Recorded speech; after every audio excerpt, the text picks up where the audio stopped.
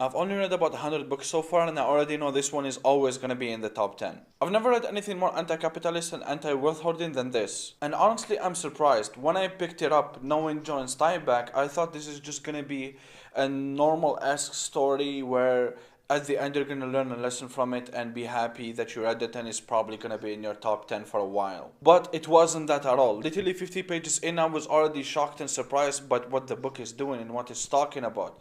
It's not something I knew about before to begin with, but after reading it, you kind of start seeing it and noticing it everywhere, even in our modern times. I've read John Steinbeck before, but I generally had no idea he had such strong views on immigration and capitalism.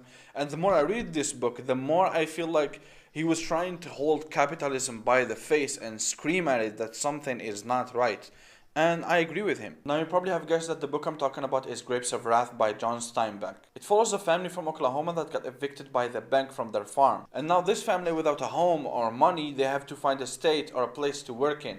And from what they know, California is the best place to do so. So they travel 1,000 miles to get there to find work and try to get a new life. But throughout this entire book, throughout the entire journey, things keep piling up on top of them, problem after problem after problem. And it's not just them. Because this book occurs in the Great Depression, there's hundreds of thousands of people like them.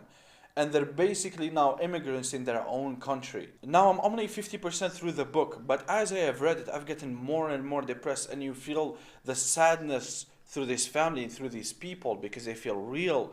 Because I believe these people existed, and or people like them. I believe people like them still exist to this day, and I find that extremely depressing. And the more I read it, the more I think to myself, "Oh, I gotta work harder. I gotta try harder. I don't want to get to the point where the bank evicts me from my home, or I get unemployed for a year where I can't afford food for myself or my children."